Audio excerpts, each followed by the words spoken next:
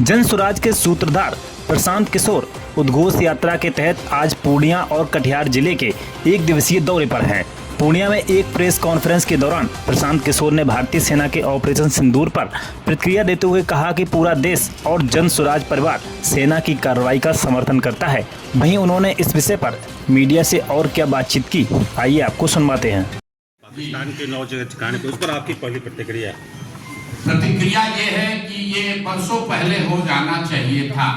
आज आपने अगर सेना का जो अभी प्रेस ब्रीफिंग हुआ है उसमें आपने सुना, उन्होंने कहा कि पिछले 3 दशकों से इस तरह के कैंप, इस तरह की गतिविधियां पाकिस्तान के साइड से होती रही है।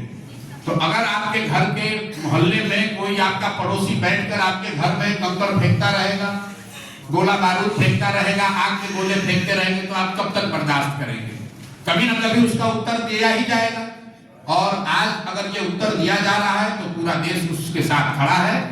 मेरा जन स्वराज का अपना मानना है ये पहले होना चाहिए था, लेकिन अब जब हो रहा है तो इसको समुचित तौर पर किया जाए, इतनी ताकत से इसको खत्म किया जाए कि फिर से ये नौपन पे।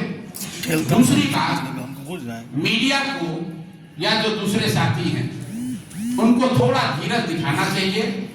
लड़ने का काम, देश की सुरक्षा का काम विशेषज्ञों को, सेना के वीरों के लिए छोड़ देना चाहिए।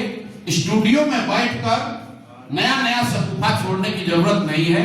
अगर आप मैच्योर कंट्री हैं, एक गंभीर व्यक्ति हैं, एक बड़े राष्ट्र के नागरिक हैं, देश से प्यार करते हैं, तो सेना को अपना काम करने दीजिए, विशेषज्ञों को इसकी व्यवस्था करने दीजिए। आप और हमसे आपसे अपेक्षा यह है कि हम लोग पूरी तरीके से अपने प्रार्थनाओं में, अपने दुआओं में, अपनी भावनाओं में, अपने कार्यशैली में सेना के प्रति और जो सेना के साथ जो साथी इस पे जुड़े हुए हैं, जो इस काम को कर रहे हैं, हम लोग उनके साथ खड़े रहें। इसका मजाक ना बनाएं, इसको टीआरपी बढ़ाने का जरिया ना बनाएं। ये गंभीर मामला है और हम लोग अंतिम बात इस पे ये कहना चाहते हैं कि जन स्वराज परिवार की ओर से हम लोग इस बात के लिए प्रार्थना करते हैं कि कोई भी भारतीय नागरिक, कोई भी जवान उस हताहत न हो, भगवान न करे किसी के साथ कोई दुर्घटना ना हो। आपके हमारे लिए ये कहना बहुत आसान है कि फलाना आदमी, इतने लोग शहीद हो गए। आपके लिए वो कहानी हो सकती है, किसी के लिए वो परिवार है, किसी के लिए वो जिंदगी है। तो हम लोग ये प्रार्थना करते हैं कि ये जो भी कार्रवाई चल रही है इसमें भारत के लोगों का, जो साथी, जो यहाँ के वीर पुत्र जो लोग लड़ रहे हैं या जिनको जो जिम्मेवारी दी गई है, जो जिम्मेवारी निभा रहे हैं, अब उनको, उनमें से कोई हताहत ना हो, उनको कोई दुर्घटना के साथ घटना ना हो। बाकी जो कुछ भी जिम्मेवारी नागरिक होने के नाते हम लोग पर होगी, जो सरकार और सदन तय करेगी, हम लोग सब उसमें साथ खड़े रहेंगे। किसी देश पर अटैक कर देना इतना आसान है? हम उदाहरण के तौर पर मैंने पहले कहा कि ये समय नहीं है एक दूसरे पर छीटाकशी करने का। लड़ाई कोई पार्टी नहीं लड़ती है, ना पक्ष वाली पार्टी लड़ रही है, ना विपक्ष वाले लड़ रहे हैं। देश के बच्चे लड़ रहे हैं, इस देश के युवा लड़ रहे हैं, तो इस पर राजनीति नहीं कीजिए।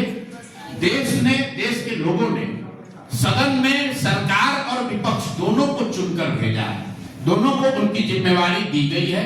लोकतंत्र में, संविधान में उनको साथ मिलकर जो देश की सेना कर रही है, जो विशेषज्ञ कर रहे हैं, उसके साथ हम लोग को खड़ा होना है। उनको ऑपरेशनल फ्रीडम है, जैसा कि हम लोग प्रेस से पढ़ रहे हैं, लेकिन जो राजनीतिक नेतृत्व है वो तो देश की सरकार को ही करना है। जब इंदिरा जी थी तो कांग्रेस की सरकार थी, तब भी सब लोग साथ खड़े थे। आज भाजपा की सरकार है, तब भी साथ खड़े सब होंगे। और जब देश का मामला होगा, सरकार किसी की हो, लोग देश के साथ खड़े हैं, किसी नेता और दल के साथ नहीं खड़े हैं। इसलिए देश के साथ खड़े होइए, वो मोमेंट है। और मुझे कहने की जरूरत नहीं है, देश अपने आप, हर वो व्यक्ति जो इस मिट्टी से प्रेम करता है, इस देश से प्रेम करता है, वो अपने आप खड़ा होगा।